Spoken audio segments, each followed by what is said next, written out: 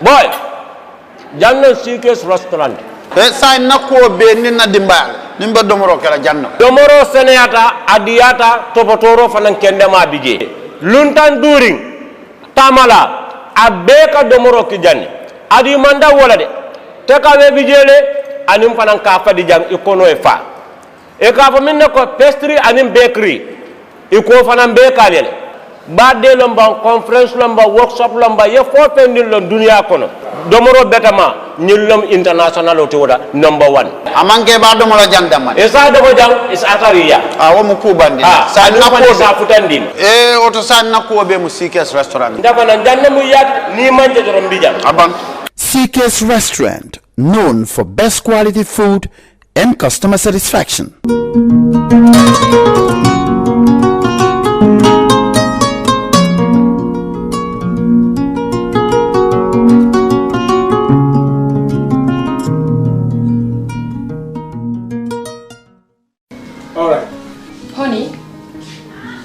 Remind him that the last time he sent the money, it was not enough to buy all the provisions. Oh, sorry, I forgot to tell him. Are you guys talking about money transfer to buy provisions? Yes. But don't you know about Baloo? Baloo? Baloo? What is Baloo? Baloo is a service that your son can use to send provisions directly to you guys from the shop. And you don't have to worry about the exchange rate. Tell me how Baloo works. It's very simple. Just log on to baluo.com and shop, or download the app on your phone. You can shop on the website or using the app to buy online basic products for your family and friends. With Baloo, you decide what your money is spent on. Your money, your choice. Buy online products for your family and friends in the Gambia, Senegal, Nigeria or Mali. Baloo, better than sending money.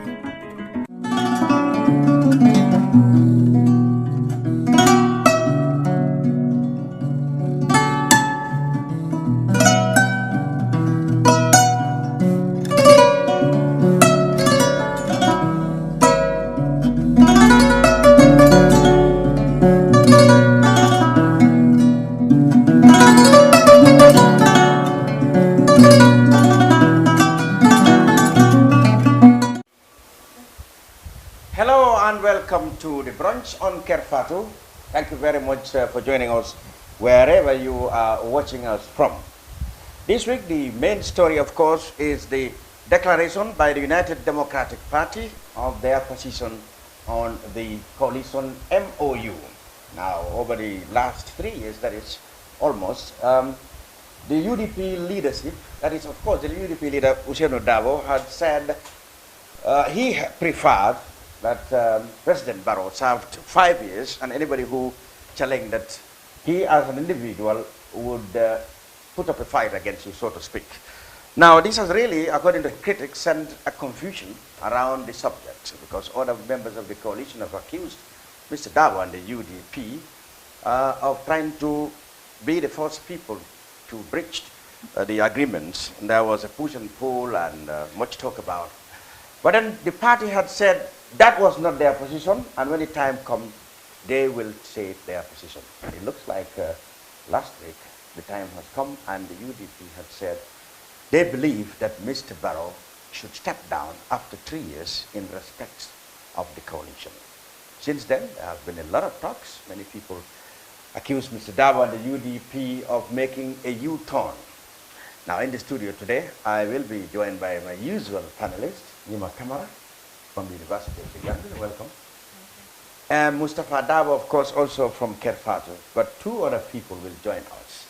And I'm sure, just by looking at them, you know they will be talking from opposing angles. Essa Dampha is the West Coast spokesman for the coalition and also an advisor for politics to President Barrow. Welcome. Almamy Taal is the PRO of the United Democratic Party. Welcome, Mr. Taal. Mr. Taal. Mr. Taal, I said pardon. All right, it's just a T I enforce for Taal. That changes everything. Thank you very much. That changes everything, yes, Taal and Taal. But, okay, thank you very much.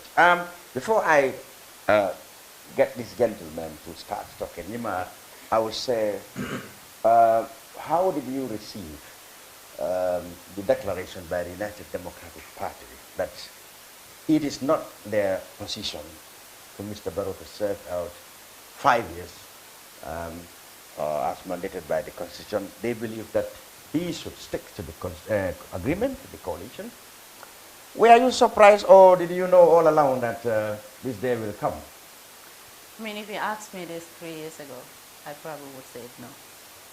But since Dampha came out of the government when he was fired from his position, we have heard from other UDP members. If you remember, we had a UDP parliamentary member here who stated that what Dampha said was Dampha's position, that was not the UDP's position. Yeah. And we have had this conversation with other UDP members, and that was a suggestion to us that this day would come when the UDP would come as a party to say that was Dampha's position and this is our position. Also, if you understand the nature of politics, politics is, people usually say we have to put national interests forward at the detriment of party interests. But when parties are formed, national interest does not stand as a separate phenomena. Party interest is always attached to national interest. And if this is for the UDP's party interest, obviously we expected that something like this would come. Mustafa, did you see this coming? Of course, all along in the recent months, of course, looking at what has been said, did you foresee that the UDP position would be different from Dampha's individual viewpoints? Well, it's a complex issue to deal with. The party is basically, in my opinion, faced with 2 choices. One, this current one which they have taken, which sort of puts Dampha in a complicated situation. It's sort of, you either have to save the party or save the party, because the previous positions that the party leader has taken had been seen by a lot of people to be problematic, because the promise that the president had given to the people was that he would go after 3 years.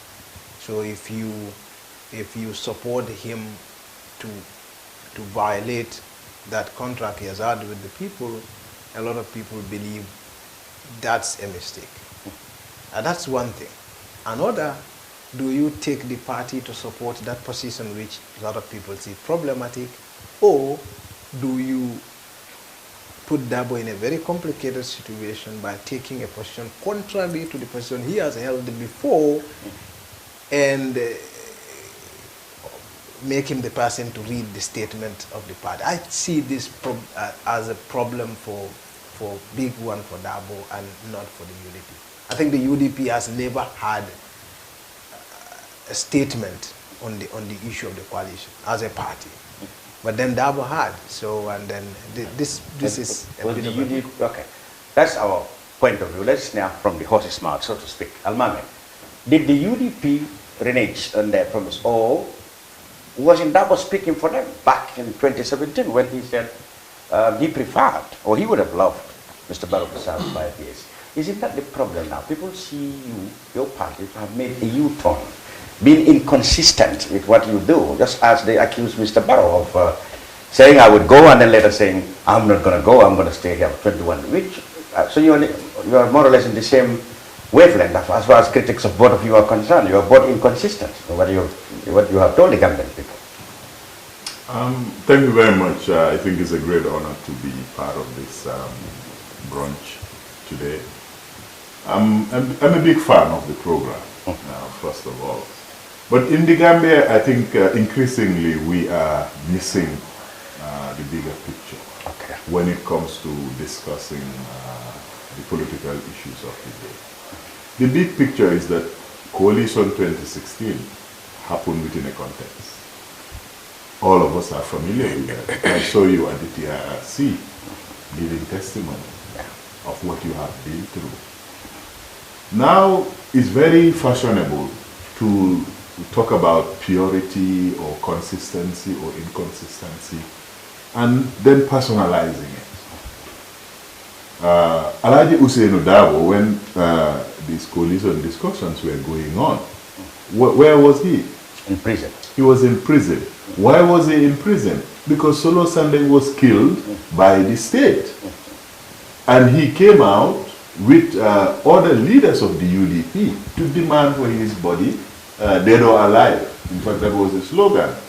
And on that fateful day, he was not expecting to come back home. He was expecting to die for this country. So when we are talking about his stance politically, well, it is very fair on our part to contextualize it. Once we have done that, then we can move with some perspective on this matter. Firstly, this is not the first time Usainu Dabo's personal view has been overruled by the party. When was the first time? I don't know.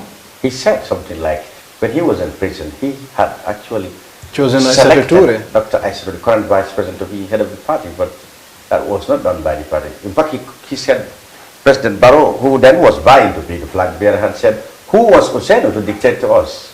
So could that be the first time he was overruled by the party? I'm just saying, that is the first statement he issued about it.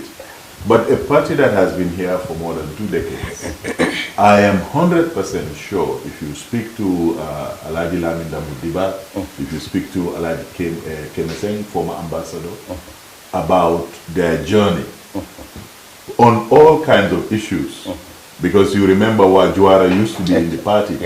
I mean, I just want us to get the context right. I got the context is this: you are leading a democratic organization. Today you can have a view, and even tomorrow you can have the same view. But if you are in a democratic setup, you are always going to have to win the consent of the majority. If you cannot do that, you are not going to have your way. So in other words, there might have been cases where Dabo's ideas were overruled by that of the majority of the executive of the UDP. We might not have known that, but this one is just a simple case that everybody really pointed at. That's what you're driving at. So when we talk about Coalition 2016, please let us understand the context. Usainu Dabo contributed not an idea or iota of an idea to how the conditions are to be fulfilled. And people also forget that UDP is the biggest loser and the biggest winner of Coalition 2016. This way. How? Firstly, they said that flag bearers and independent party members are the ones who are going to be qualified to be part of the coalition convention. You bring 70 delegates from your party across the country. When you win the contest to be the leader of the coalition, you resign from your party. And when you resign from your party, you become an independent candidate. And you serve for 3 years. So these conditions, they are sequential. I mean, it has nothing to do with the constitution of the Gambia. It has nothing to do with the laws of the Gambia. This was a political agreement. People agreed to it freely, voluntarily. Nobody compelled them. If any of those conditions, I call them conditions precedent, were not met, we will not have coalition 2016. Yes. Certainly UDP will not have been a participant in that process. Having said that, it is important that the party from day one, I remember myself sometime either in March or April of this year being interviewed on QTV, and I made it absolutely clear that everything about that statement, when did Mr. Dabo make this statement? He made this statement in March of 2017. This was 3 months after he came out of prison. So my contention remains this. If you are engaged in a political process, the context must always be understood, taking into account. Before judgments are passed.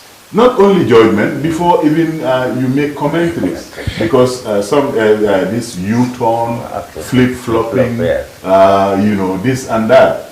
This is why I'm trying to set this historical context. Because people find it difficult to distinguish Mr. Dabo as the party leader and the party. Given the culture in this country, the political leader is virtually almost everything. But I guess also, that is why people say it is flip-flop or U-turning, because they can't understand that Mr. Dabo can come out and speak as a party leader of the UDP. Because that was always it was UDP political bureau, he said it. But people thought at the time that this is his position, and nobody came at that time, where it wasn't an issue at the time, to say, look, this is Mr. Dabo's list, and the UDP have their own, you know, opinion, that which we will definitely form when the time comes. And until Mr. Dabo left the cabinet, no, but all these issues did not come. So is it not? Are people not justified in saying that, look, this is definitely a political turnover, because if Mr. Dabo had stayed in power, this issue wouldn't have come. UDP would have just ignored everybody's call for 3 years and just gone 5 years. Because the problem, they said, with Mr. Dabo and Mr. Barrow is not even these 3 years, 5 years. It is Mr. Barrow's ambition to go for another 5 years. That's what brought the problem. That brought the UDP in the equation. Yeah, and I think, again, Almamy, you continue to miss the context. Okay. The context is that there is an agreement, and commitments have been taken, not only by Mr. Dabo, and I was trying to make sure it is clear that Mr. Dabo was not a party to this agreement. Personally. We agree now. Okay. So this agreement, its sanctity, is for all Gambians. It's not only for UDP or Mr. Dabo. But the debate, the discussion, the analysis is only on the person of Mr. Dabo. And I'm trying to explain very clearly that yes, in the Gambia we are used to that. Yes. We believe that the political parties belong to the person who is leading the party. This is not the case. UDP was formed and Mr. Dabo was asked to lead it. It has been explained several times. Let us understand a little bit about our own political history, and also let us raise our expectations of our political leaders. All the things that are going on in the current government is just clearly the handiwork of one man, Yahya Jammeh. The 1997 constitution is the biggest problem of this country, and we seem somehow to forget that up to now it is that same constitution that is informing the architecture of governance. Okay, say something. Now we have to go to Mr. Yeah, but Dampha before we away. go, I think it's so connected to what he's saying. I don't understand, Mr. Taal. You were going to make me say Taal. Yeah. I don't understand the context you're trying to explain how that has a bearing on the argument on the table currently. Because Dabo might not have been around when the agreement was signed, but UDP was part of the agreement. And that tied Dabo to the agreement as the leader of the party. And there was never, at any point in time, at least publicly, that we had differing views from Dabo as a party leader or as an individual from his party, the UDP. So this is the first time. So this is the first instance that the public are seeing that Dabo has made a statement that contradicts the position of the party. Again, when Dabo made this statement, there was never a public opposition from the party against Dabo's statement, right? And when he makes again he made the UDP's position, it does not say anything about whether or not his personal position has changed or whether it remains. It still holds it. Exactly. So now people are justified to believe that when Dabo made the statement, he made the statement on behalf of UDP, and now when he's making the new statement, he's doing so also on his own behalf, because there have never been any distinction as far as the UDP is concerned. Yeah, well, I'm surprised what remains to be clarified on that point.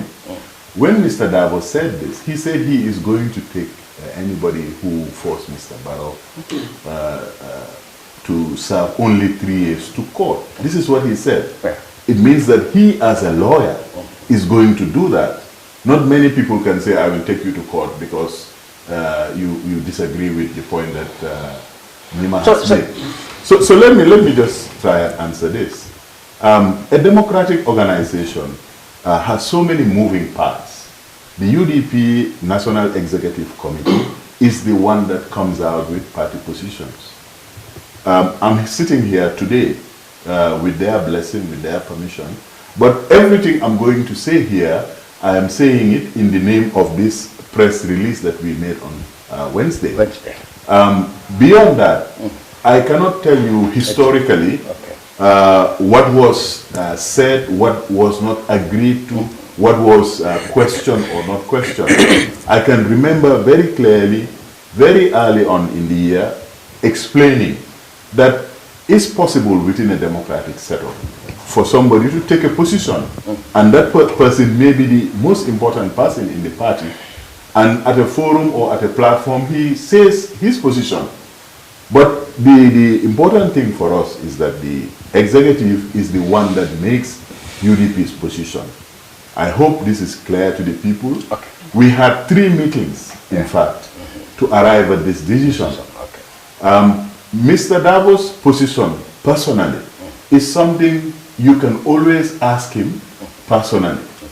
But now that the party has taken a position, Mr. Dabo, as the party leader, is expected to adopt the party line. The party line is very clear. Good. So before I go to Mr. Dampha, can you just clarify?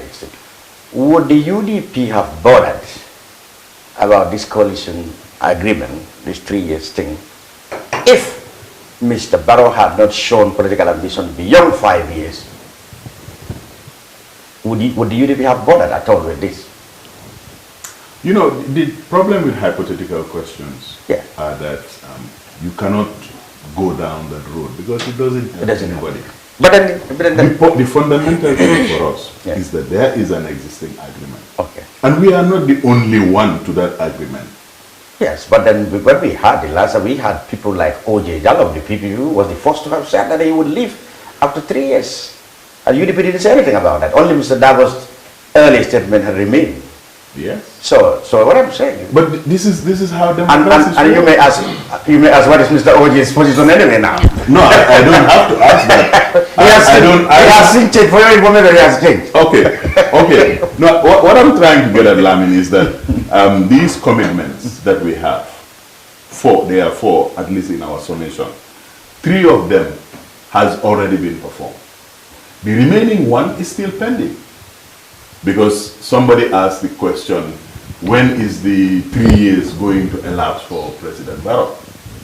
So our timing is going to always be determined by the party's own internal processes. Good.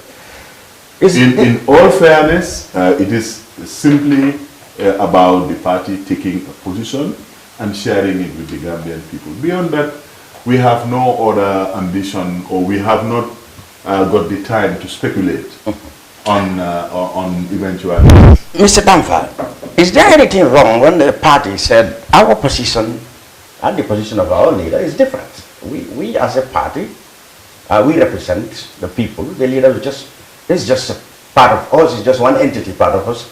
Our party's position is this, it's different from the party leader's position. Do you find any trouble with that? No, me, as a person, I have no problem with either the decision of Dabo or decision of his party or any other thing. Because I believe politics is very dynamic. All right? Depending on the needs or the situations you find yourself in, you analyze critically and you think critically how to get out of it. It's like governance. Exactly. It's a process. Yeah. So maybe it was very okay for them the time that they were making the first statement, and now they see the situation is very different. Now we have to also look at the things critically and see the way out of it. Maybe it could be like that. I will be always disagree if they want to distinguish or distance the two positions or to separate two decisions, like the decision of Dabo and the decision of the party. Okay, because I learned that when Mr. Dabo was going out asking for Soros and Mende to alive, he asked the deputies to remain. Yes. So in nutshell, he assumed the mantle of leadership to the deputies behind. So that's why Adi Yamsega was the one who spearheaded the party to the coalition negotiation. And eventually, when he is back from the prison, I mean Mr. Dabo, then the party leadership, mantle of leadership was returned back to him. Exactly.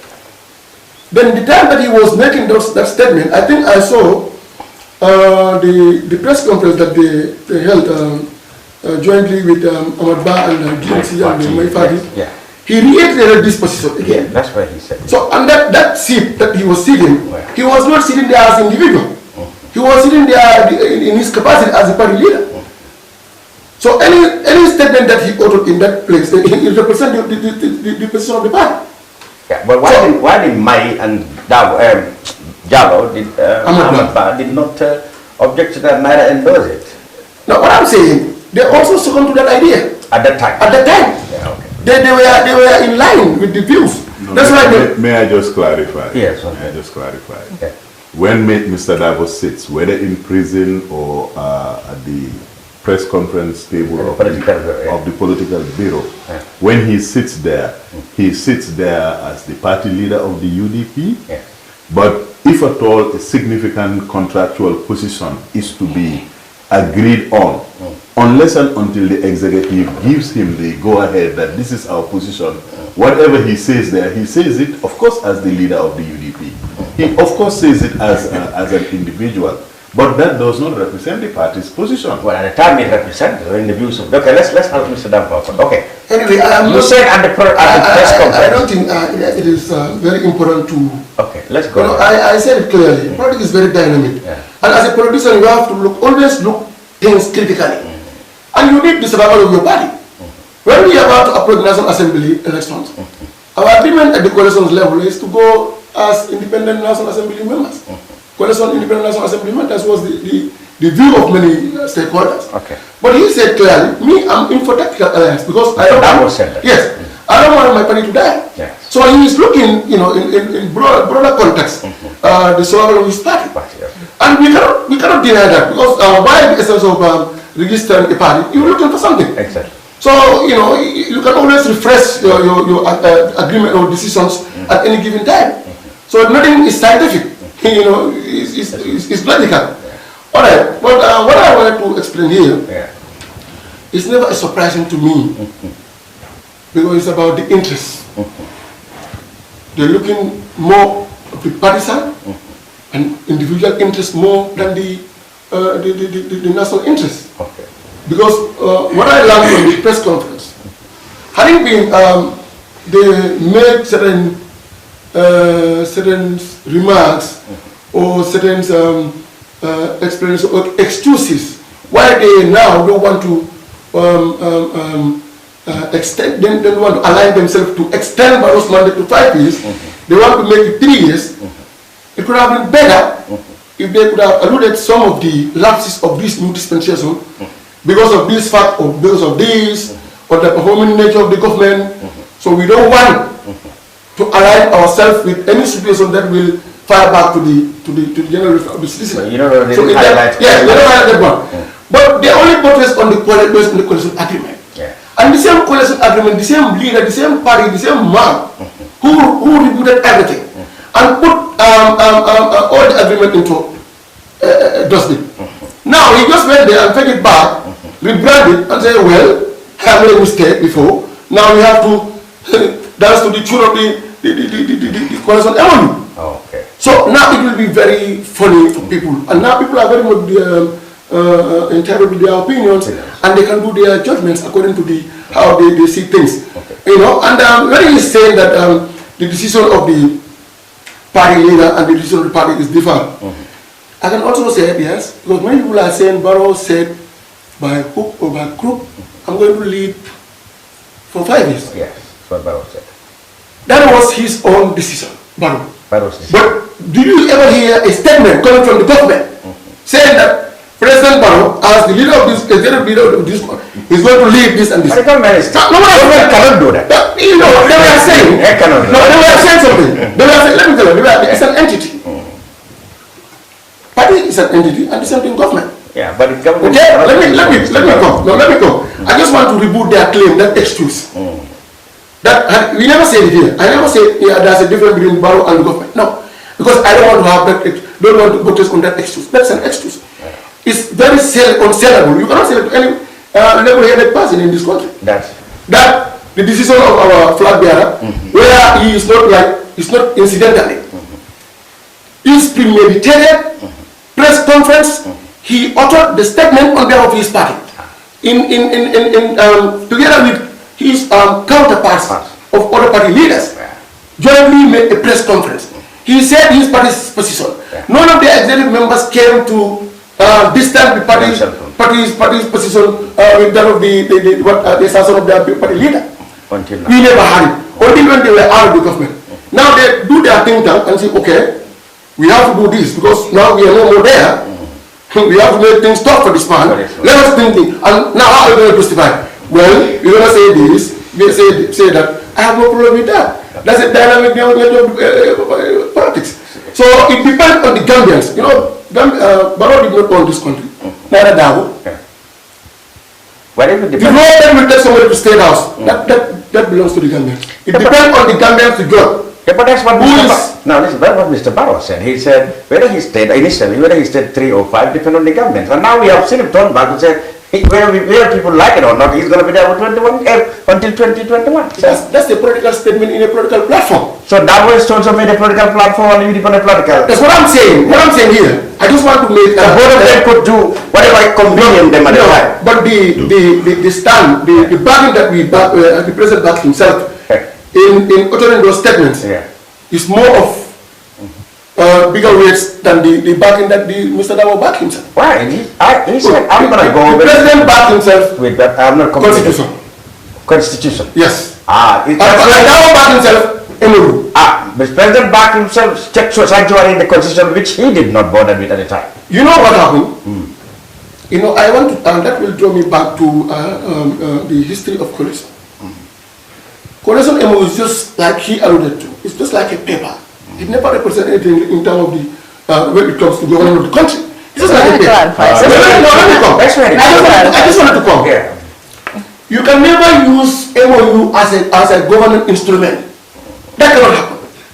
Now the MOU, they have something. They have a lot of sections there that good governance, reconciliation, and stuff like that. So when the president is elected and MOU was reviewed and signed, everything was in place, it will be used as government instrument. It will be annexed to the law books after the election of parliament. Having been the process goes through, then the National Assembly members, the National Assembly will adopt the MOU to be part of the to be in the law books, so that it could be part of the government instrument like the Constitution. So that the president will never be an executive president. He will only be coalition president. So he cannot hire and fire without consulting coalition. And now, as we all know, he can hire and fire. The executive power is vested on him. Okay, let me make some clarification I want to make before you go there is that as a citizen of this country, as a voter, I get really confused, not only confused, but I get offended when people say 5 years is backed by the constitution and 3 years is not, because there is no conflict between these two. It is the same constitution that said sovereignty lies with the people. It is the people that elect their leaders, and the people who elect can also remove you. So if people say this is the promise you made to us, that you're going to serve us for 3 years, and it's on this basis that we have voted you into office, and we decide after 3 years we want you to leave, that is as constitutional as to say that the term limit of the president is 5 years, because the people have that power to do so. But of course, I understand that there must be processes. Like in a democratic setting, if you want a president to resign, perhaps it has to go through the parliament. Maybe parliament has to impeach him or something like that. But it is not unconstitutional, and I think this should be clear, it is not unconstitutional for people to say to a president, we want you to resign because this is the promise you've made to us. Okay, that's very let me just briefly. You're very right. We all know that the sections that says the president can even resign, even a day. It's very clear. And he can be incapacitated. He can be impeached. There's a lot of processes that can unseat the president. So democratically. But now, yes, we want him to resign. No, I'm not going to resign. Oh yes, I will resign. It's different things. If he says yes, I listen to your outcry. I want him to resign. Who on earth can say no, you cannot resign? No, we're going to clap for him. But when he says no, I really understand. But me, I am not willing to resign. I just want to fulfill my constitutional mandate as the inscribed in our law books. So that also needs to be understood. Yeah, but then you that also need to be understood. I think everybody understands. Everybody understands. And the history of the coalition agreement is a history that is known by the participants to the coalition.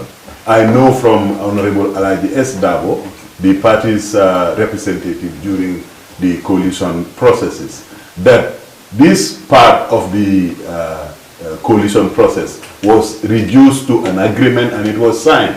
An agreement in law is enforceable as long as it is not violating any existing law.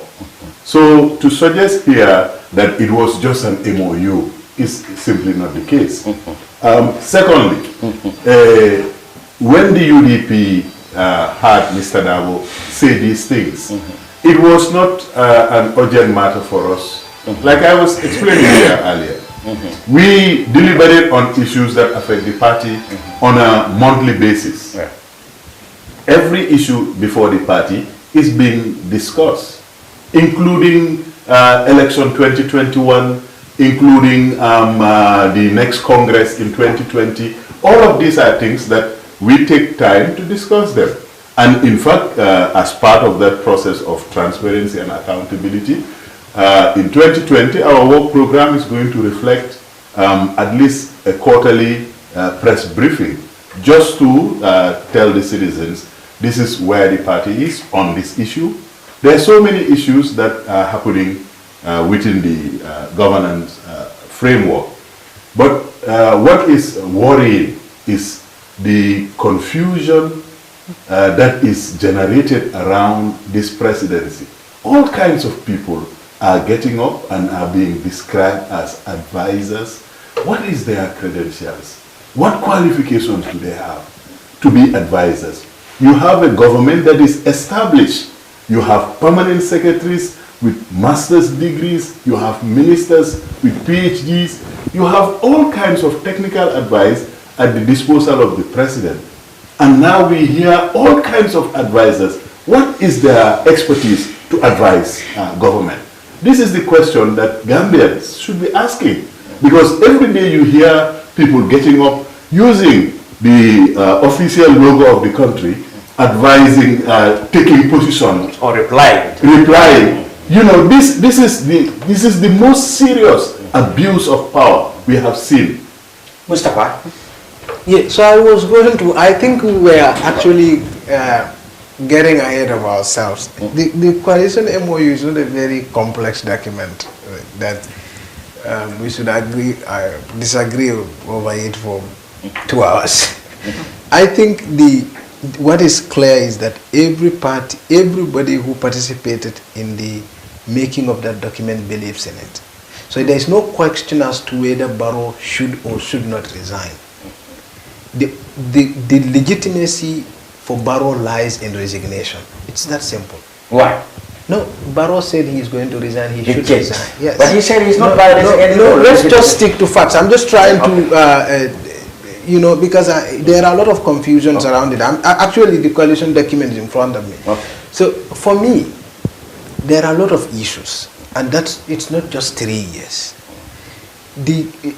Even where the coalition itself begins, there is a whole problem with the beginning of the coalition right down to now. So this problem started the very day after the election. That's when the problem started, the problem with the coalition. One, there should have been a coalition secretariat that was going to monitor all the things, the implementation of the MOU.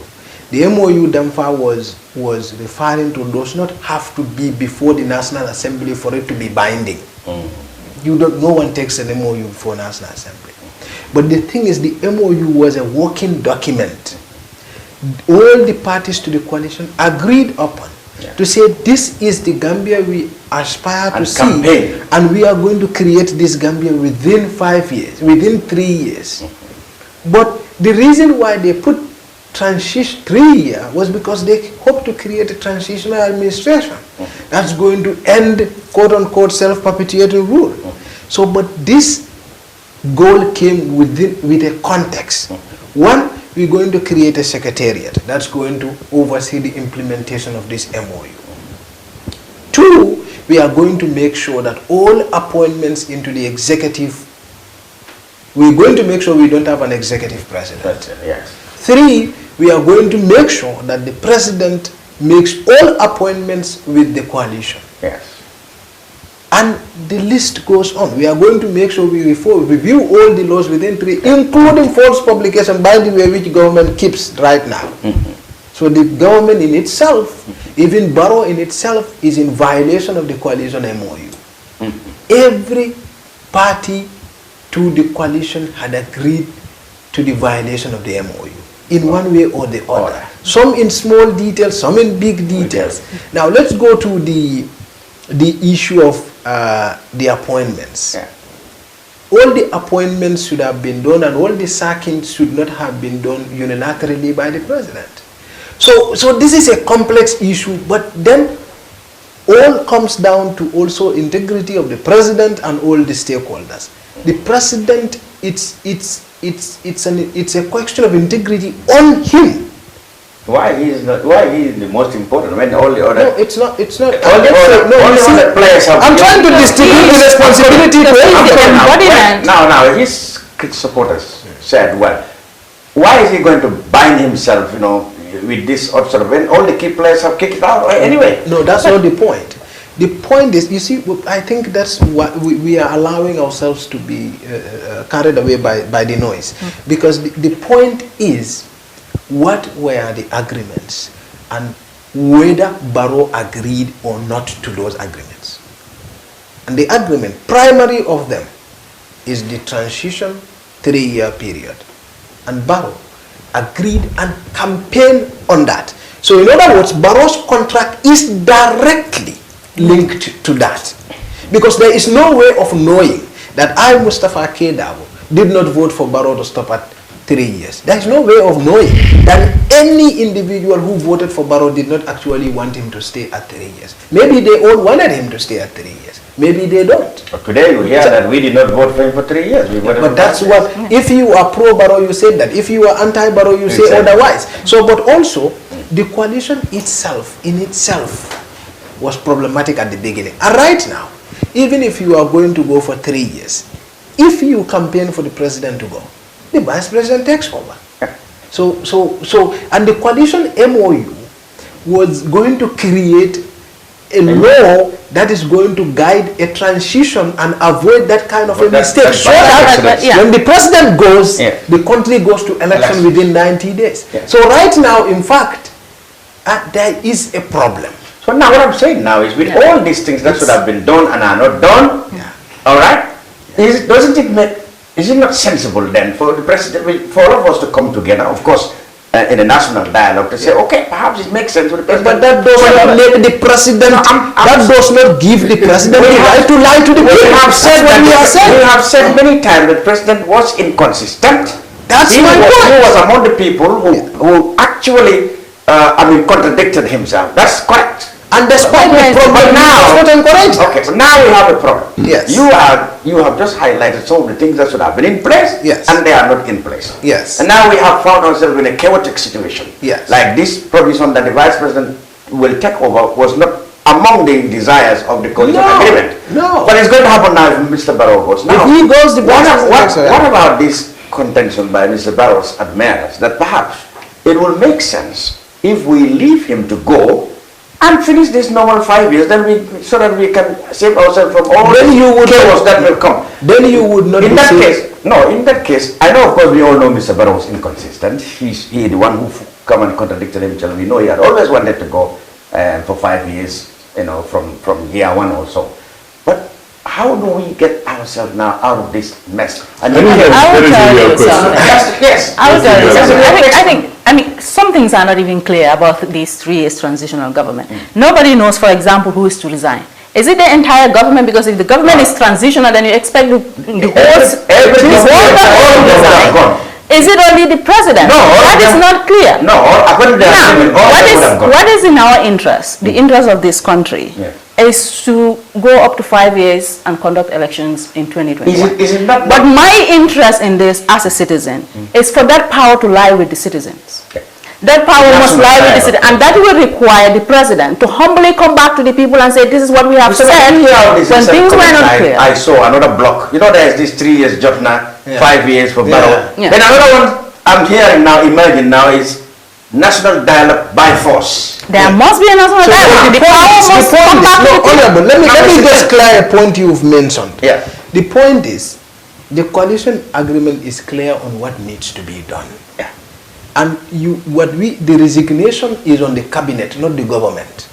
It's just on the cabinet, right? But you mentioned the vice president, who is a member of the government, to go. Yeah, that's what. So, in the absence of any law to guide that part of the transition, we are in a dilemma. Yes. So, but let's be clear on the basic fact that the president has lied to the people, and no person with integrity should do that. But also agree to the fact that the coalition parties, including the UDP, had played a role in the mess we have. So now, I think that's my point. With this mess we have, how we, Salman said, the question is, how do we clear this? Yes, I was going to try and explain. Look, this coalition that we had in 2016 was interested in having an independent-led coalition. And that is, in my humble opinion, the beginning of the problem. I have said it several times, that in a democracy, it is always foolhardy to expect the majority to concede the ground to anybody. To the minority. So, this fight to have an independent candidate started this problem. Right, good. Just to come back, all the reference we have been hearing is on the 1997 Constitution. Yeah.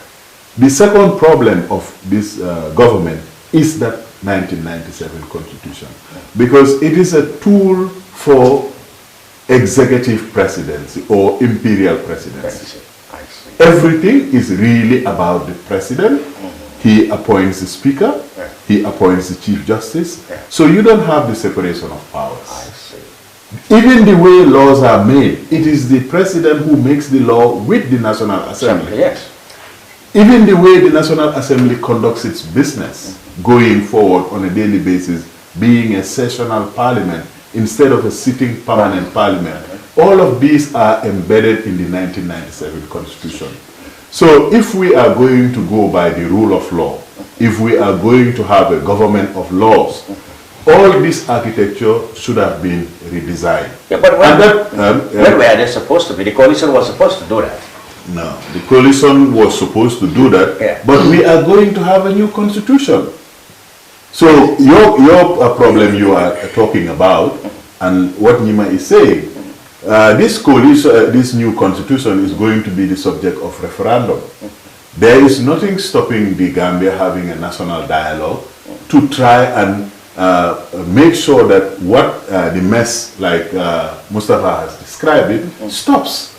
So that we have sanity, so that we have the right kind of instruments to bring a new, Mr. Dampha, a new kind of governance. Mr. Dampha, everything is pointing to the fact that there is a need to clear this mess, and preferably and ideally through a national dialogue. Mr. Barros has so far refused to eat the apple pie to come down and say, look, I am willing now to talk with you. Isn't that not the problem now? Before coming to that, I just want to maybe answer to Mr. Taal. Yes, and also Mustafa. For that of Mr. Taal, I just wanted to explain to him that Alagi was double standard, than even more than double. Which Alagi? Alagi is double, he is alluding to. Alagi was one conducted an interview at Capital FM, contradicting Halifa's assertion that the MOU was never signed at Capital FM. By then they were in the government. He is in the National Assembly and his party is in the government. He made mention of many things. All this agreement was coalitions and setups was in threefold. First and foremost, how are we going to select our flag bearer? Through convention. Yes. And the delegates should come from each party. Right? Second, the person should resign. If you elected, you should resign from your party. The third, that's what comprises MOU and how to govern the country in case that we win. So that third person was not reviewed, not to sign. There is a 9 caretaker committees.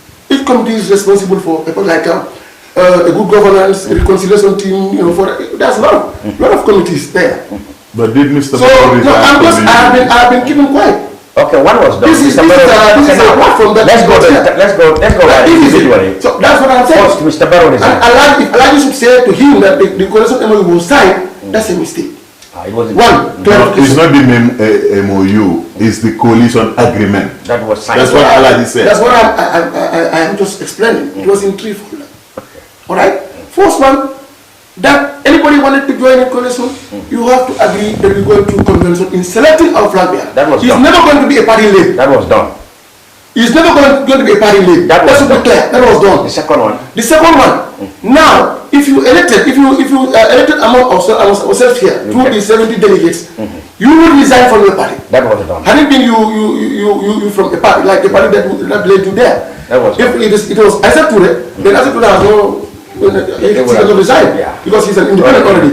So that's what the third person. That is now how to when we just get there. How are we going to govern? Okay. So that was it was written, was not reviewed, was not signed, and the time frame was very close. Okay. We went to campaign nomination campaign and the impasse. Then from there we're supposed to sit and sign this thing where another just came in. This is MOU, this is this, this is that. So there was no time for this. So now there's a fraction within the coalition partners. There are some aligned with Dabo, they say, well, 5 years. And they were the majority. We used to be the leader, I said 3 years, no, I think I was minority. Nobody supported him. So then they say, look, you rest your case. He rested his case. Because obviously he knows that, even when you come to majority carries the day, he had no majority. That's why he rested his case. Alright? Okay. So now to come to Mustafa, you cannot accuse President being lying to the people. That's very wrong. The country can never be like that without, it needs to be governed. Either governed by the MOU principles or by the laws of the land. If those stakeholders could not come to town and put their house in order and make sure they give the president the power, how can he govern the country, then what do you expect for him to do? Is to grab the constitution and make it as a government instrument. The 1997 constitution. So that's it. I just want to conclude. Let me just clear. It's going to be a technical deal because I will never agree with him. Let me just clear. What I'm saying here, Mr. Dampha, Mustafa, before you blame, Baloo had no choice. He had no choice. He was sitting waiting for coalition stakeholders because now he's partyless. He had no party. Now he's just folding his arms, waiting for the coalition to come and give him something. And now they cannot just put their house in order. What do you expect him to do? Mr. Cham, Mr. Cham, no, let me I just want to respond. No, I just want to make a point on the MOU. It's not a response. No, listen, Almamy, you said that the 1997 Constitution is still the problem. Mr. Dampha had said, okay, if all these things have gone wrong and Mr. Baloo is left with nothing to hold, isn't he then justified to hang on to the only thing that exists, which is the provisions of the 1997 Constitution? Yeah, I mean, but that's the only thing you can rely on now. Now, anybody, I mean, the Constitution does not talk about any party. It talks about the individual elected president. As soon as you are elected president, the Constitution has applicability over you. It's not a question of you are waiting for coalition people to tell you what to do. What we are saying no. Let me clarify this point, because a lot of the people going around talking about coalition and constitution are conflating issues that they don't know anything about. This is the fact of the matter, and you know, the journalists have a responsibility, like Mustafa is trying to do, to clarify. Yes. There is a political agreement between President Barrow and the coalition partners. That political agreement has very clear terms. Whether the Constitution allows this or doesn't allow that, it doesn't come into the story. As long as you are governing, you have to govern according to the Constitution. I said just now that that Constitution itself is the problem. That's what I'm saying. The aspect of the problem, what I'm saying, he said, all the agreement, now put aside all the agreements on the coalition, they didn't come, they didn't take off. And all the disagreement between them, not so. It didn't take off. So we put that aside now. Mr. Baloo now is left with what?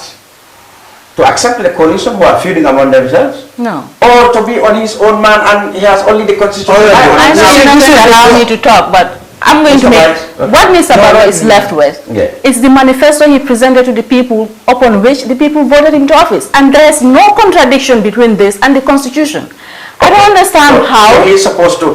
Exactly. He's supposed then to implement. We need to be discussing beyond just what the campaign agreement, the manifesto, whether Mr. Dabo, Mr. Salah, or Mr. Bai is in agreement with him or not. Exactly. Yeah, the board talk about him. The campaign manifesto basically entails more about the coalition's setup. Yeah. That's brought in the which includes the Does he have to put that aside just because Mr. Davo and Mr. Bar don't see each other on it? Well, what I'm saying, there's a lot of things before the manifesto. It's the brainchild of the coalition setup. It's not from anything. It's the brainchild of the coalition setup. Where the manifesto came from. Okay. I left YMCA the very night these people agreed on this. And it was at night. So I followed the coalition MOU more than he does. I'm telling you that after the coalition MOU was made, that very night, there was a press release. Now, the MOU was distributed with a press release. And this press release has the signature of the parties of the coalition. Now, there was a press release of the agreement that went out. And you can have access to that in online.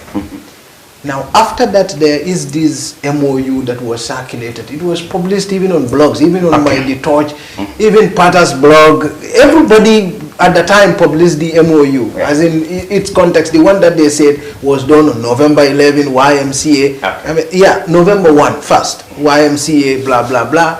But there was this press release that was sent. But that's beside the point. For me, that's not even a point of discussion.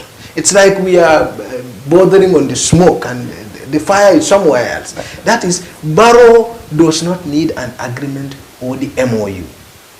All that Barrow did was he came to me and said, vote for me and I am going to resign at 3 years. And I voted for him. I kept my word. And now it's up to Barrow to keep his word. It's that simple. You don't need the Constitution there.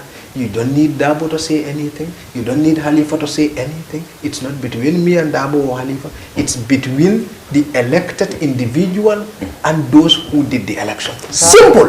You don't need a Constitution. No, these points are clear. Now, second, the issue of the coalition. I told you, all the parties have had their own deficiencies. all the parties. And I blame UDP for also being major part of that deficiency. You understand? Because the coalition did not, in fact, after the coalition, after there was an election victory, I think perhaps they were overwhelmed. Yeah. But they all forgot about the coalition. Yes. Because perhaps they were overwhelmed. And rightly so, perhaps you can understand that. I mean, a major thing had happened in this country. So, but that was where the problem began. But now, if we are going to go on a transition, I am saying we are faced with vexed questions. And instead of bothering ourselves on whether Barrow should go or shouldn't go, that's an irrelevant point right now. You know why? Because right now, if Barrow should resign, that's his obligation to the voters, 1. 2, the coalition is a mess. Barrow cannot go because there is not even a transition plan. If Barrow resigns right now, the vice president completes the term. There is no transition. There is no. There is nothing that. There is no law right now. To hold elections now. The coalition wanted to create an act that will take care of this transition. Yes, it did that has not been done. Yes. So right now, what I am saying, instead of Barrow talking, Dabo talking, Salah talking, everyone talking, no one listening, what I am saying is right now, what is the way forward? The way forward is for everyone to sit down and shut up, and someone talks and everyone listens. In a dialogue. That is the point. Mr. Dampha didn't have There's no point arguing over things that Mr. Dampha didn't have any problem. The only problem he said the president lied. He said, I just want to make a point of clarification. You know, you shouldn't Mr. Dampha, Mr. Barrow has so far refused. But that's the point. Where is Barrow? Why all of this is happening? Where is he? That's the problem. Where's the president? What I wanted to ask you. Khalifa has said something. What I wanted to ask you. Dabo has said something. Did you ever organize any platform? Or, you know, people have been agitating for this 3 years. Or has he ever been invited? I once said here. To come to Mustafa, because I told him it's going to be a chicken head debate here. Yes, because why? He was a journalist, he has access to many things, but I was part and parcel. I am the coordinator, the chairperson of the media team West Coast region. Yeah, you still are. Yeah, but you were not at the coalition. No, you cannot say that. You were not at the coalition when the assembly was not. That was very important. I not participated in the meeting. Who appointed him? As what? You see, okay, let me jam. We are having an unnecessary argument. They are not there. Who was there? Who was not there? Very well. Who appointed me? He asked this question. Maybe he may not know that. He's not. That's not significant. Because we were not. I don't know. That's what I'm asking. I was appointed by the coordinating team of West Coast Region for Coalition 2016, comprising Buba Ayesana, who is a stakeholder, comprising Yusuf Ajam. By then he was the UDP's rep there as the chairperson, comprising Muskeba Keta, the deputy party leader of GMC then, and from other people, Abbas Bangura of Doi and others. There were many. Yes. They unanimously appointed me as the chairperson of the media. I just want to stick to facts. I mean, all these things if he was wanted to tell me, he knows it better than I do. Maybe it could be, because I cannot say you know everything. But all what I am saying is factual. I'm not going to say something on the air here that is not factual. Now let's move on. And secondly, I want to make some clarification. I am not an advisor to Barrow. As he alluded. I'm not alluded. You made mention here. I just want to make I said advisors. What I'm saying, no, I just want to make point clear. I told you I political aid. Go. On media. Political aid. Yeah. So what do you? So you said that advisor. What do you? Honorable. That's what I'm here for. That's what I'm here for. Mr. Chan. That's what I'm here for. And now you telling me the dialogue. Okay? We have no problem with that. This president is very tolerant and mature president, who just, when he came, he just returned the country back to the 69. But why is he unwilling? No, he's not unwilling. Did you ever set any platform? civil society group or political party say we want to dialogue with you because only what you hear agitating these 3 years issue is these 3 years people. No, and you don't even know where they are. Mr. Dampha. You don't even know where they are. So now when you set a platform, send a request, we want you to, as a government or as president, Mr. Dampha. who's going to do that? Mr. Dampha, can I say something? Okay, now, let's listen to one. A little while ago, the director of press said, answering directly to a question posed by one journalist as to the presidency's position on the 3 years journey, she said, as far as the president is concerned, he's open to dialogue. A little later, some people close to him denied he ever even meant that he want to, open up to this dialogue. He never said it. Because when the 3 years journey said they are going to, negotiate with him. Somebody come to say that the president never said it. So where are we now? It does, and he didn't come to contradict that. People have not seen a willingness in the president to open himself to this dialogue. So that's where the problem is. To answer to your question from here, you said 3 things here. Director of press said the president is open to dialogue. One, some other aide there, and you don't make mention the name. No. Say president never said that. And there's also, you said that the 3 years guys said they rejected they will never negotiate. They will never talk to the. They will never talk to the. So which is it now? But the 3 years journey is a non-entity. Now who's going to spare him? The 3 years is a non-entity. Because you can open dialogue with somebody now, if who you know. Now, you mean a non-entity or non-entity? No, I'm saying if 3 years journey, if 3 years because I think non-entity. I think that's what I'm saying. Mr. Rao. There existed the coalition bloc, even the abortive meeting that was being negotiated at the Kairaba. Yes. I mean, that process could have involved him. He wasn't there. Who? Mr. Jam. Mr. Barrow. Mr. Jam. Let's not go around this topic. So it was mainly for the stakeholders. What will take Mr. Barrow? Don't forget that we have no party. He's an individual now. Who and what will take Mr. Barrow to attend? So now you spoke about something the meeting that was held at Kairaba between the coalition stakeholders. Yes. It was just about to clear all this down and to settle the dust. Yes. So when we met there was only 8 parties. The one did not only Halifa Sallah, they said they are not interested to come. They wrote and they have their explanation very clear. It left with 7. Now the meeting began. Then in a long run, UDP said they are withdrawing because of the way and the manner that things is taking place. At the same time, Mr. Barrow was meeting people under the tent at State House. No, that was not relevant. That's what they said. What is relevant now? We want to review this MOU. We want to check everything. We want to set the pace. It's better late than none. Now, when that one is done, we're going to write a recommendation to the president. It's going to be publicly, will be in a public consumption through the joint press conference that will be held. Now, the meeting was ongoing. We've seen UDP, they back up. They withdrew, yes. They did not participate. They did not take part. Yes. Okay? So it was there. My party took part in that meeting. Until later part, then we are not seeing his representative. Alright? It left with 5 groups. Those 5 groups, now the one who just compiled everything, because they have quorum. They have the quorum. They compiled everything and their recommendation, they went to sit down and do the joint press conference with the president to extend his mandate. And they also articulated some of the thematic issues that they alluding to. So that was happened. It was held already. So now what we were saying, the way forward, the president did not say he is not open to dialogue.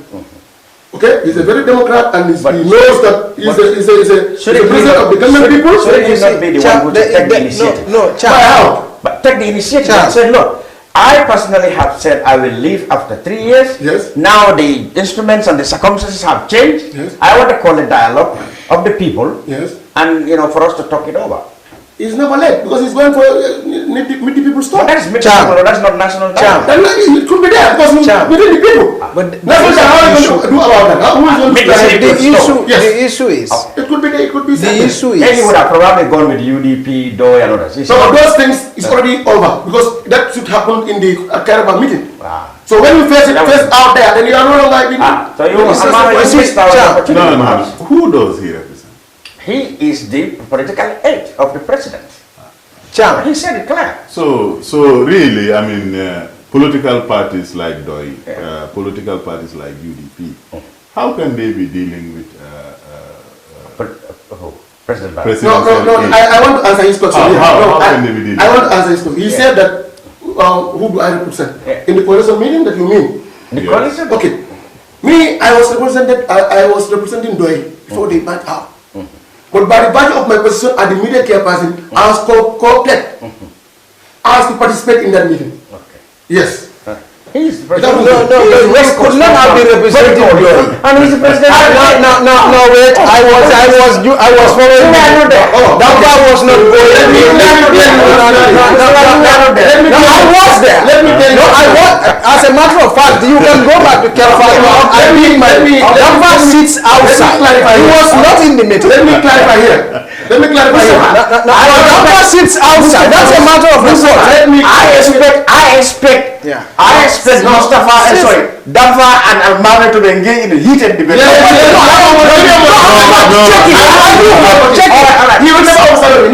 It's my responsibility.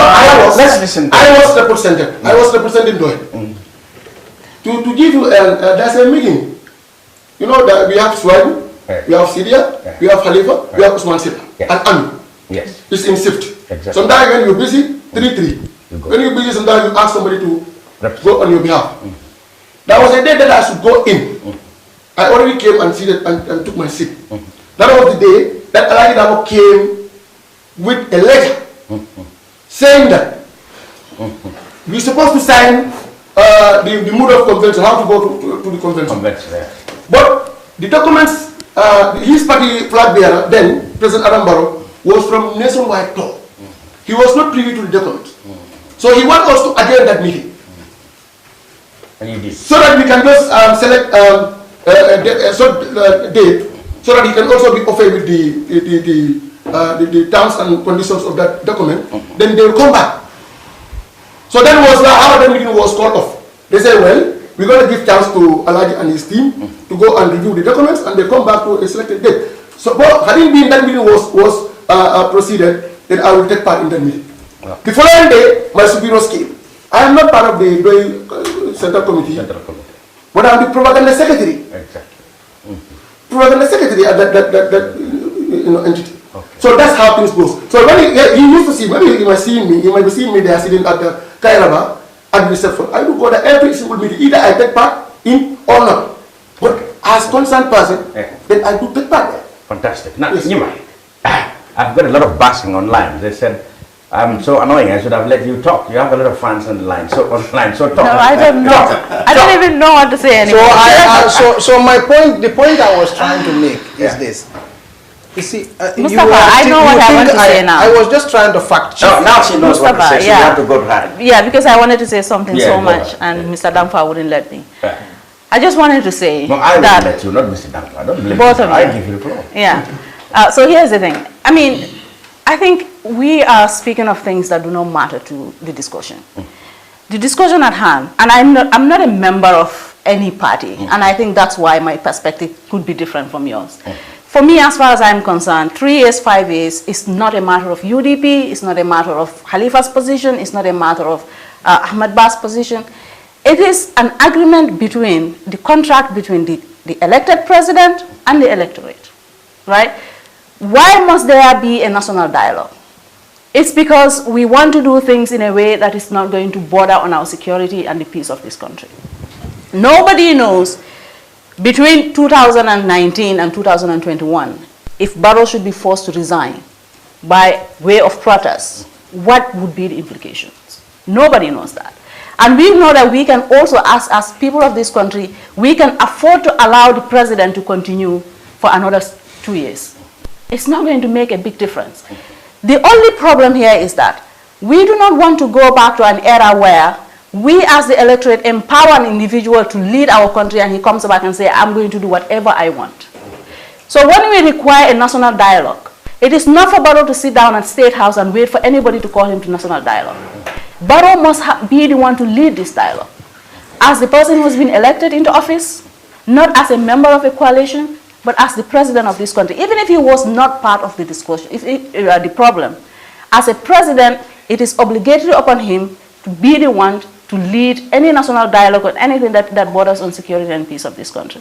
So Barrow must come out, Mr. Dampha, to talk to the people, however way he chooses to do that, whether through a press conference, whether through a meeting at a bantaba, whatever means he wants to do that, he is obligatory as an elected president to come and deal with this situation that we are in right now.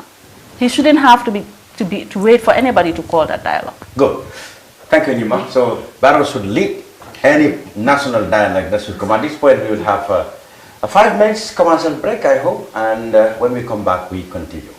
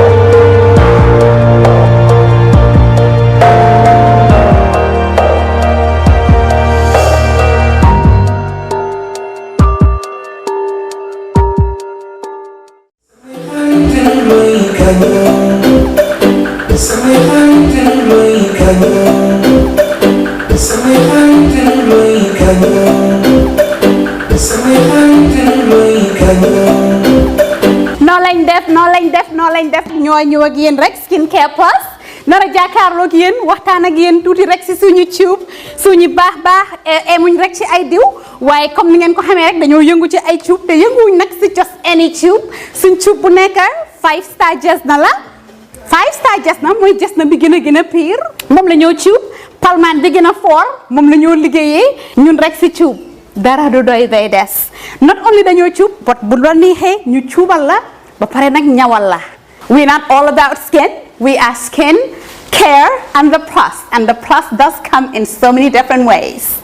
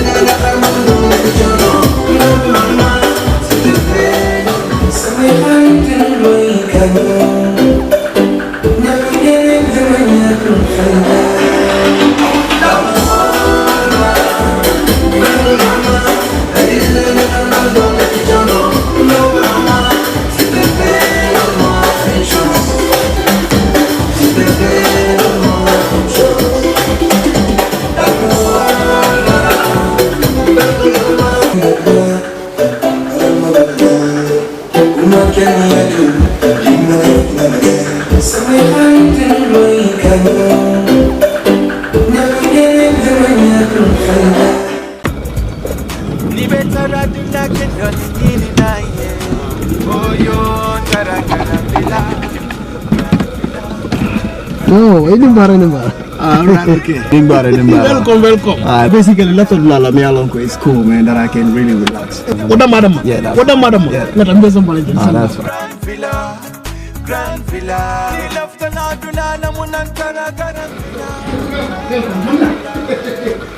Grand Villa. That's fine. Salaam alaikum. Yes. No. Yeah, actually, a lot of people are basically me alone very relaxed. So it's basically that I can understand. It's very relaxed. Never need say what? Media, Nena Granville is the best guest house in the Gambia. Beji and the Grand Villa Guest House. Na labungul bebe senyaring adum na bungul bebe nyarandiring coming ibela fila ila suwe taranyame until Grand Villa na kiliano la lafino wala mukangotin telkang na ye sabati Grand Villa yela kodo na fa kalamuta.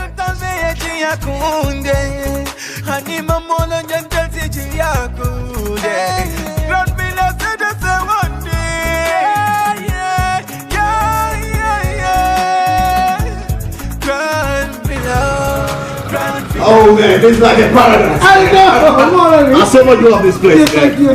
Trust me, I love this place. You can move someone and you're watching one. Yeah. I know what Gambia con. Grand villa. I tell you. I love this place. Okay. I love this place, man. Oh yeah. Ni laftan ko keso sotola futama Oljuntum Paradise Estate mbaya komandiro ke 7527218 wala futana website auto www.grandvillaguesthouse.com. Grand Villa Guest House. Dreaming of owning a property in a prime location with great proximity and fantastic neighborhood? EJ Investments Sanyang Seaview Estate is the best choice you have been waiting for. Our Sanyang Seaview Estate is approximately 15 minutes drive away from the busy hub of Busubi roundabout and into the heart of nature, where you can have a peaceful and relaxed lifestyle with your family. You can buy a finished 4-bedroom story with 5-year flexible payment plan or a service plot with 2-year payment plan option. With over 300 homes, you will enjoy big tar roads with covered drainage, modern electrification with solar street lights, gated entrance with security post, and a breath-catching experience of our beautiful sea view and lake view. You can own a home today at our Sanyang Seaview Estate. Call us today on 446-4838 or 325-9220. Visit our website on ejinvestments.net. EJ Investments, first in property.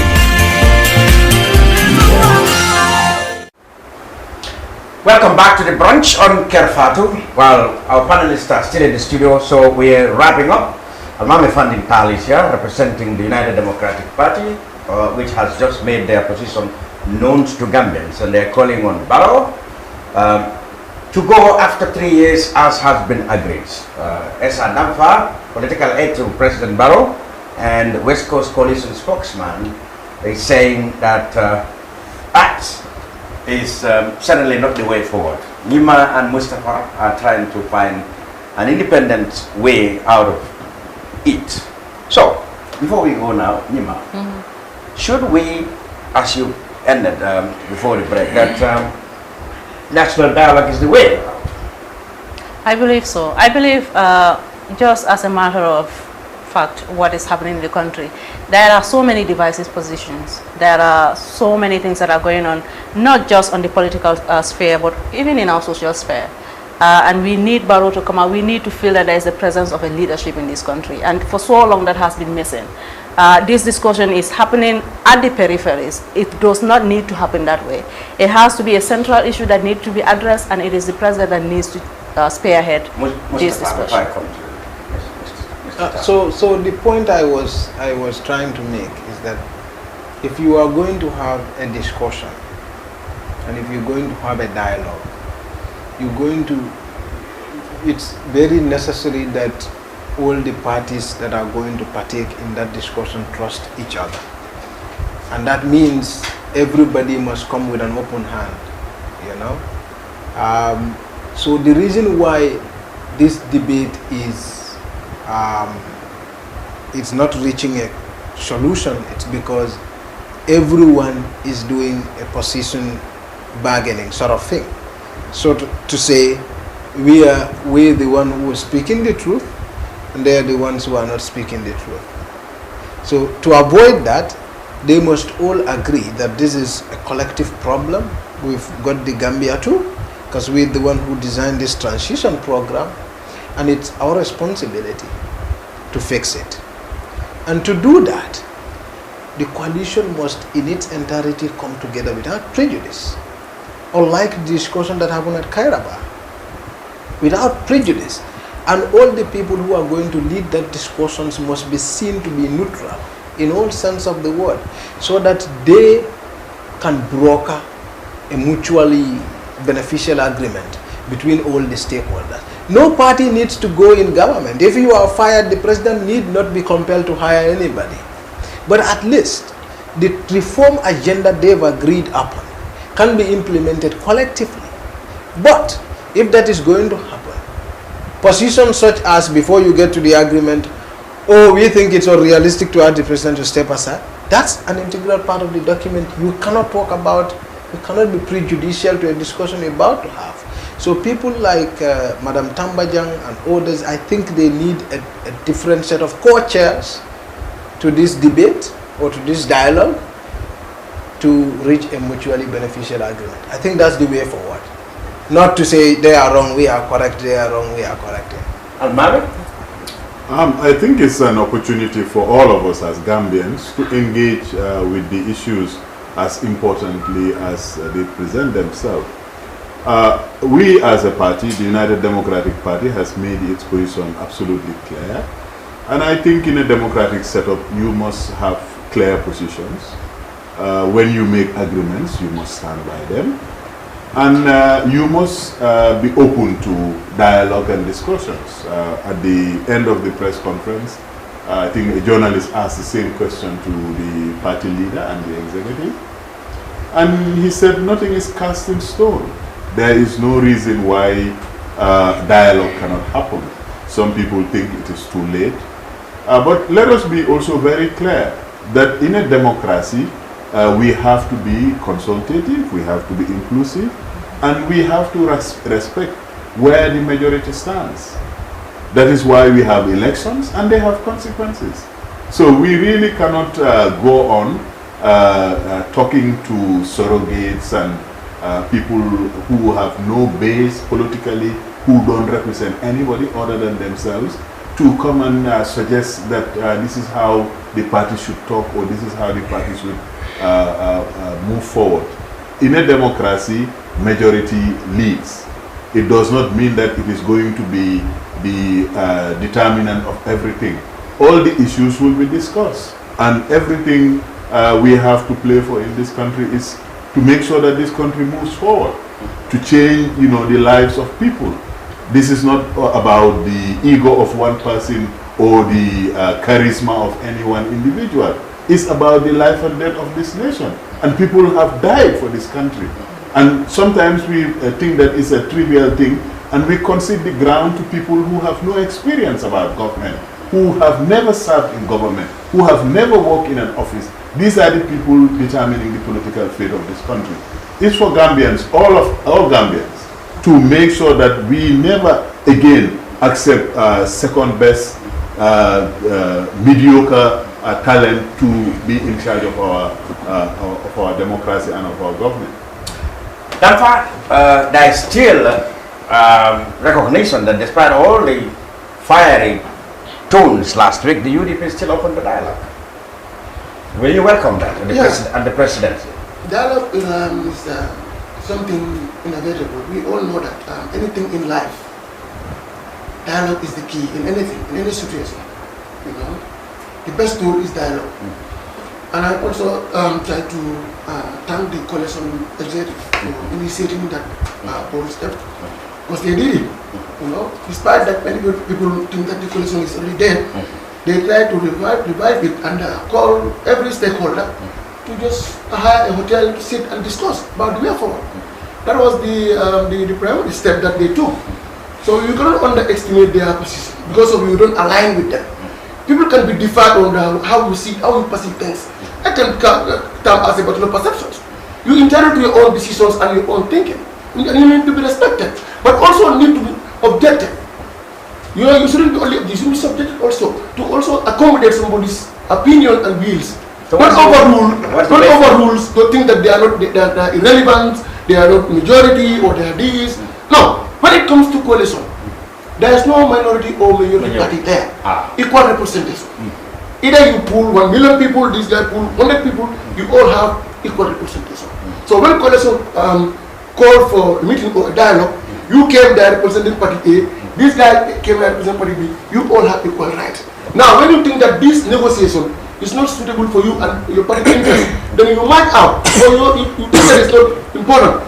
Then the rest who just have the composer and sit, listen, come to town, they have their communique, that communique will be treated as the communique of the majority of the coalition stakeholders. What is the way forward, finally? The way forward, it depends on the Gambians, how they perceive it.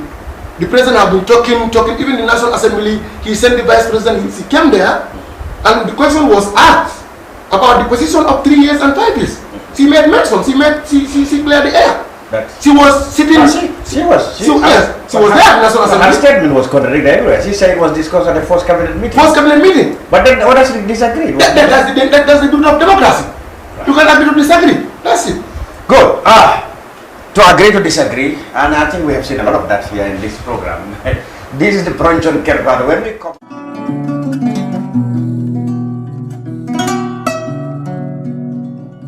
the TRRC, we will represent the TRRC because they are going to have a unique public hearing when they deal with the witchcraft exercise of ex-president Yaya Jammeh. We will come back after this short break.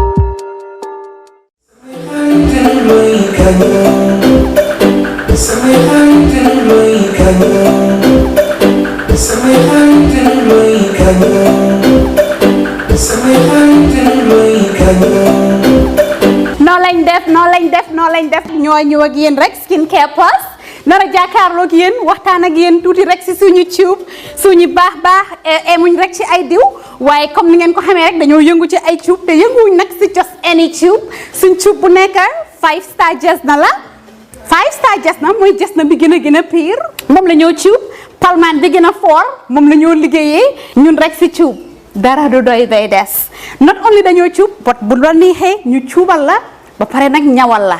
We're not all about skin. We are skin, care, and the plus does come in so many different ways.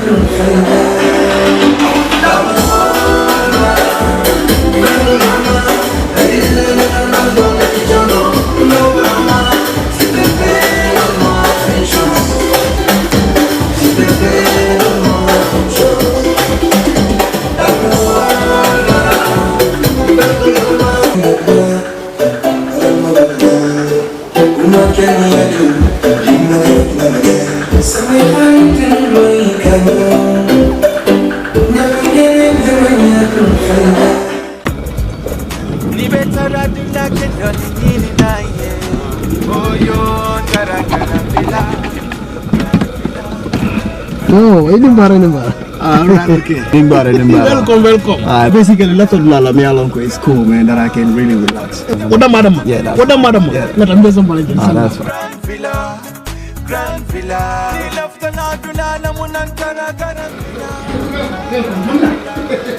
Kamu jadi Grand Villa. That's fine. Selamat. Yes. No. Yeah, actually, a lot of people are basically me alone because they relax. So it's okay to get up and I'm used to it. It's very relaxing. You know when we say what?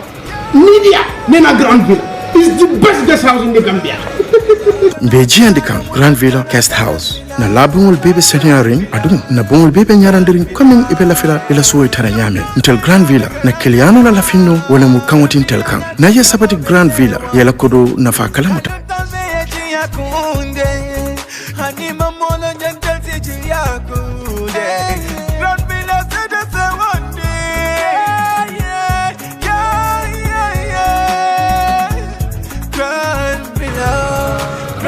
Oh, know, man. It's like a paradise. I know. I so much love this place. Yes, thank you, thank you. Trust me, I love this place. You come to someone and you're watching one. Yeah. I know what Gambia con. Grand villa. I tell you. I love this place. Okay. I love this place, man. Oh, yeah. Ni laftan na kuo keso sotola futama Oljuntum Paradise Estate mbaya komandiro ke 7527218 wale futana website auto www.grandvillaguesthouse.com. Grand Villa Guest House. Hello and welcome back to the brunch. I'm Almamy Taal, and this time we're turning our attention to the TRRC because in the coming week the Commission will look into another item of their program, which is witch hunt. We know 2009 it was, yes. The Gambian people were subjected to what the former president called witch hunting, where people were harassed in their homes, in the forges, some part of the NBR, as well as in the West Coast region. The whole episode is known as the witch hunting exercise. With us in the studio is Essa Dampha, the communication specialist at the TRRC. Essa, just begin by telling us, what do you mean by witch hunting in the view of the TRRC? What does this entail? Yeah, like in a preamble, the TRRC is investigating all forms of human rights violations that occurred during this period. And in 2009, sometime, there were people who went into towns and villages and kidnap people, take them to some places, unknown places and others to Kanilan, where they have been given some concoctions accused of being witches. And for whatever reason, many reasons attributed to it. So these are the things that we, the TRRC is investigating, and now we are about to hear from the witnesses, the people who have been affected by these gross human rights violations. Because as you know, part of the TRRC's mandate is to restore dignity that was lost to people. That is in terms of how they have been treated. These are elderly people, men and women, who have been humiliated in front of their own people, in front of other people, accused of being witches. And now we are going to hear from them directly what had happened to them, how that made them feel, how that made them be isolated, and all sorts of things that they have experienced during this period.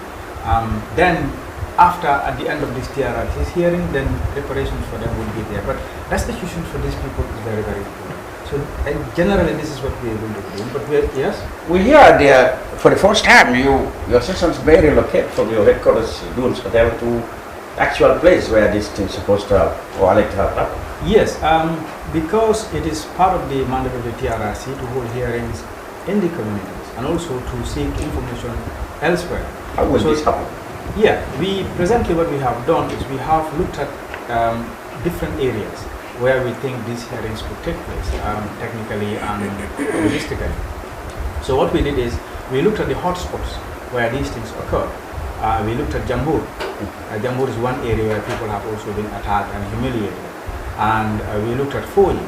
And in Fonyi we decided to come to, we know Sintet is the hotspot, but then technically and logistically it is better to do it central, where we decided to go to Sibana, where we're going to do it. And then in Nyomi also it happened there, so we went to Essa. So in all these three places we have visited. We have a task force which visited these settlements, and we spoke to the people, the local authorities there, the Alcalo, the chiefs, and the VDCs around that area, to formally do it the government. We tell them, well, we want to come to your village. Do you want us to come here? And if you come, we are going to do X, Y, and Z. And where do you want us to do this thing? So this is what we did in all these three settlements, and they identified a place for us. We looked at it technically, and then the technicians thought it is okay, and we looked at all the other aspects of it, and we agreed with the settlement that this is where we are going to be delivered. So the entire TRRC mechanism is going to move there, including our partners in terms of broadcast. That's what many people are trying. QTV and GRTS will be going there, because that is why we also work with them. So we can have these hearings just as we have them at this point. So we've done our groundwork, and the other part of the groundwork is still ongoing. Now, just let's talk immediately. Monday you're resuming. When will these hearings in the province start? It will start on the 18th. On the 18th? Yes. On Monday, we are going to start the witch-hunting hearing, but that is places affected in the greater Banjul area, like Dampha and all other areas. Okay. So we are going to be doing that. Then from there, we'll move into these other areas. And we will do them until this 5th of December. We'll do 18th to 24th, I think, Jambu. And the following week in Sibano, then we go to Essa. Okay. Mr. Where were you in 2009? You followed everything. Where you? Yeah, before then, the hearings, we will be doing, there is a possibility of doing individual hearings and also group hearings. Because yes, this is one aspect that the TRC can also do. If you have multiple of victims who have suffered the same kind of human rights violation around the same place, around the same time, it is possible to do group hearings, having them. Because we have done a double hearing in the past where two people testified at the same time. So similar things could also happen depending on what the investigators found. What do you learn from this other thing, this witch hunting? It's completely different. I learned a bitter thing because in 2009 I was a student, keenly almost every day reading Foraya newspaper. Okay. And Foraya covered it a lot. Even Salah was personally he was there. victimized for this because he was following all these processes. And so I heard a bit about it. But of course, the kind of details that we all see coming out of TRRC, you almost certain that you come to be surprised how much people are affected by this. I think I'm expecting. Are you not worried that, like many people around the world who watch the TRRC, that perhaps they will not get direct live feeds because of the location and logistics for this particular season? Myself, I thought of that, but I think they can manage it. But if you look at some of these places and the amount of internet connection in these places, sometimes it's a bit of a challenge. Even if you go to Birikama here, sometimes you find it difficult to access certain networks. Birikama is where the bush started anyway. I doubt, anyway, That's where the bush obviously, yes. Essa, how can one watch this? You guarantee that all this technical, your media partners will put in the technical details to ensure that we have live feed and broadcast? The technicalities we don't guarantee. Oh, you people may be arrested for what I'm this. saying, when we formed the task force, we included QTV and DRCS. Their role is to go and look at the place and see the possibility of them being able to broadcast this thing live. And for QTV, where there is a QCell antenna, there's a possibility to have a live feed. So wherever we have, all these places that we have chosen, they are not more than 50 meters away from a QCell antenna. QCell antenna. Yes. So that is very possible. That's possible. So, but you never know what you will encounter when. What about those who? Oh well, of course, those who do their own thing. I think they got it all from. They all got it from QTV. No, what happens? Yeah, they do their own live streaming and stuff like that. Internet connection. No, what happens is GRS gives them live feeds, they give them pictures, and they use their own internet facility to broadcast. So if you have a proper data service anywhere in this country, if they give you any live feed, you can broadcast.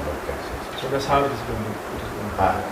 So what we will be doing is, we will be putting up tents, big tents, so we can, provide a proper place for the hearing, and we will be transporting chairs and stuff like that.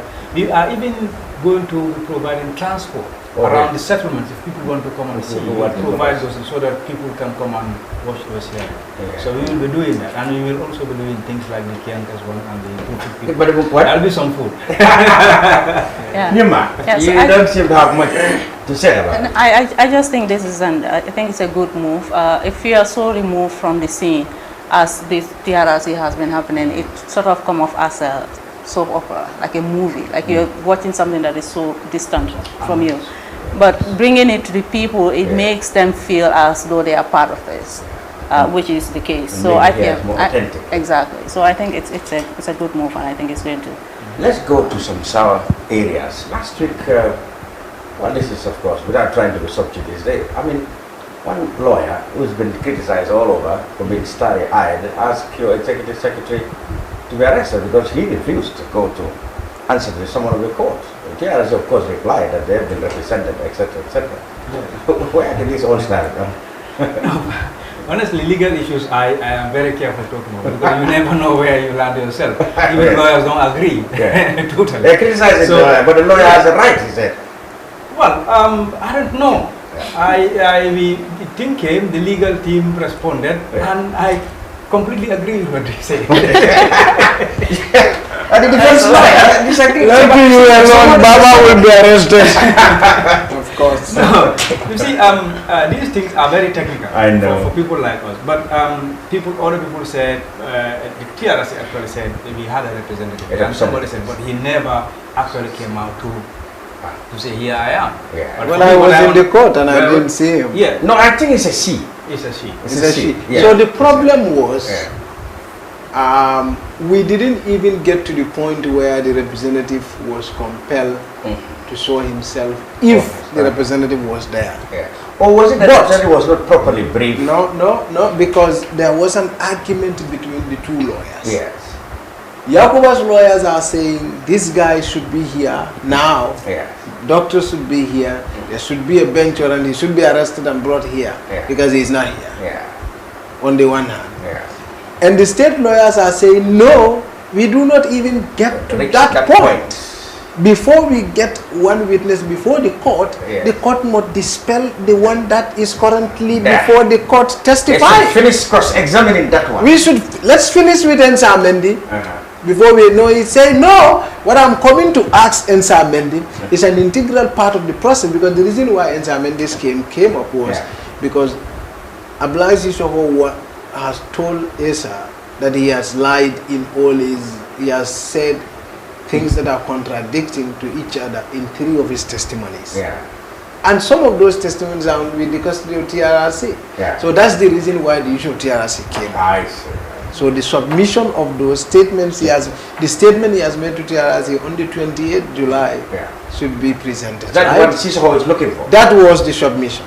That's what Sissoho is looking for. But and TRRC did not come with that up to.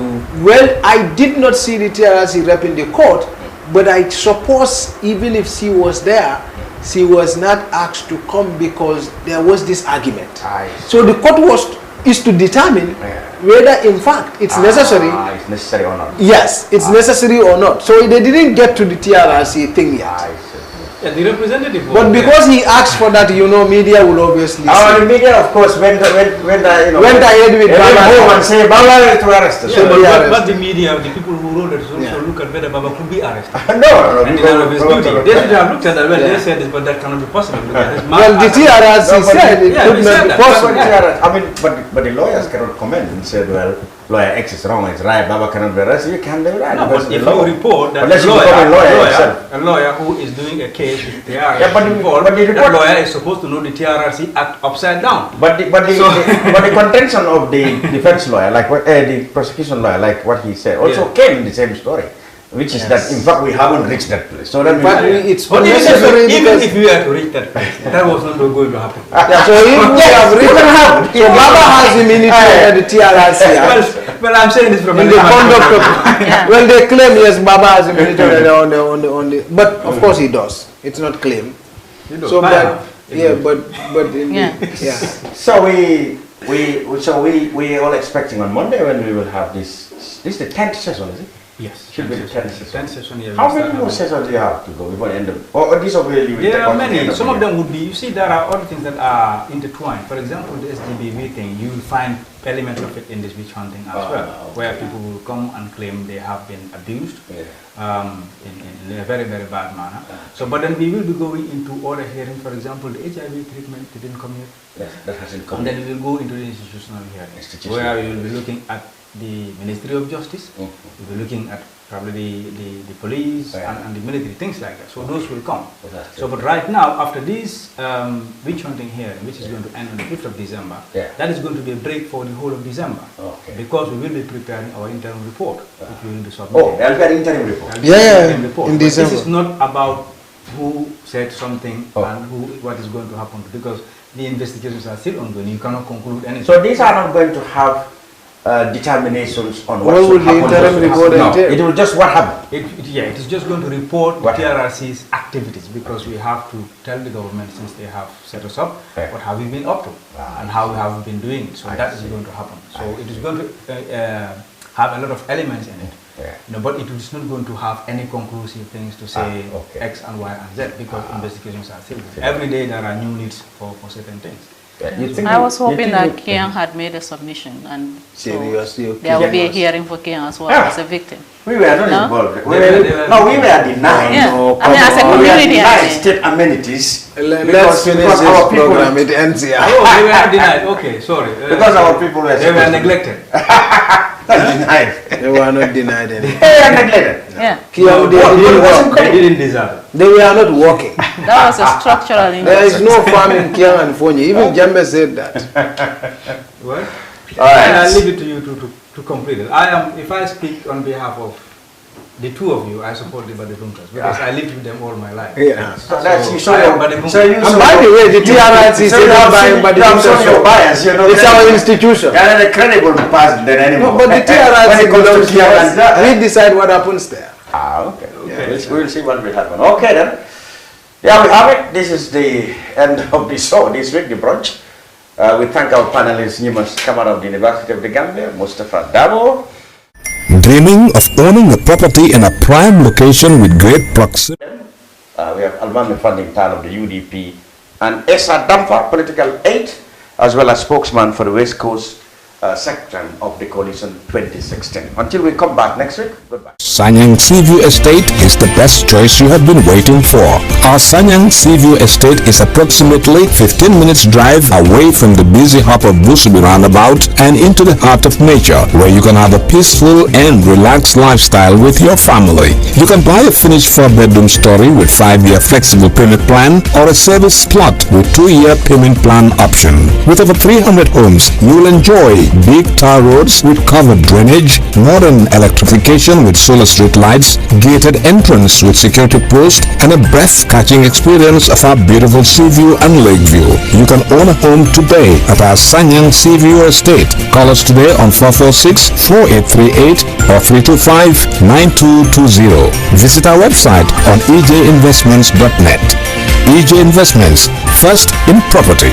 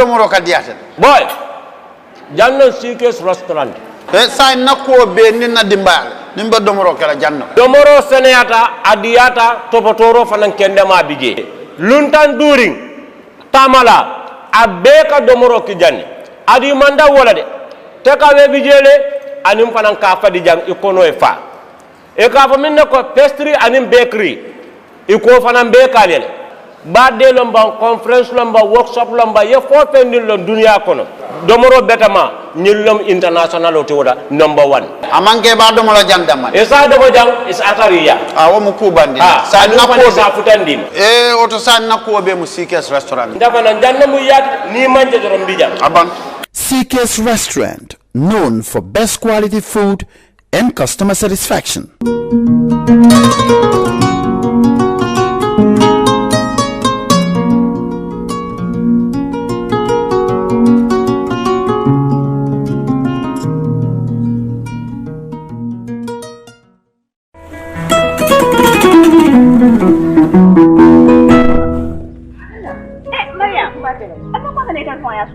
na broda min ba Europe ni sta konte nka bo wala kol kan sai na so ko na mano banta jabo banta tulo ban sai ka wala kol kan da ka ba office ko na ba dama bulo mutarin ba ka ta simplano ni kon batunga ne ta ya puriye ma ko do man dinga ta mano sa ni tulo ni jaw mun da be te la broda man balwo service kalam mun service balwo service ni da furonte mo kalam mun da a fe la broda ko abitala internet ol aya ba site la woldo balwo.com na wo sajje a ko nga ba download la telephone lo na be sandiro to ni wal na be sidin ala office ko ndama manjar pour ay ta bank ko kodoki abe sidin office ko da minto e do message so e telephone ko no e biti ko be Gambia dawda biti ko babelo ko ta tano dawda yeta fempo tawo wodama yala bari wo service na ta mo da han ata nyole be kan pija na bro dan ka ko ata nyole ayo ko ta han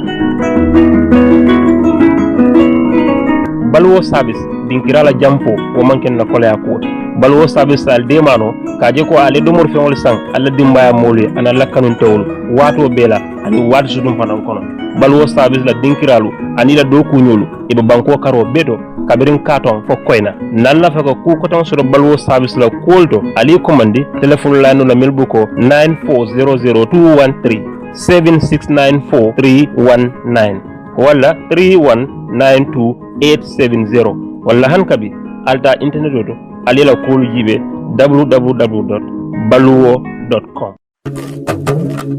Do you live abroad and want to build your dream home in the Gambia without risking your funds and family ties? Do you want a household name that is trustworthy and efficient? A name that will continue to give you updates on the project from the beginning to the very end with videos and pictures? If your answer is yes, then worry no more. Boss Construction and Asset Management is here for you. If you live outside the Gambia and want to build your dream home, then this is ideal for you. Just reach out to Boss Construction and let's start building the dream home into a reality. With Boss Construction, the difference is clear. We give you value for money. Some of our services includes the following: construction management, building equipment rentals, rent management, purchase and leasing, asset management, and many more. For more information, please contact 282-4945. Better still, send us an email, bossgambia@gmail.com, or you can also visit our website on www.bossgambia.com. Boss Construction, a name you can trust. Boss Construction and Asset Management, keeping families together.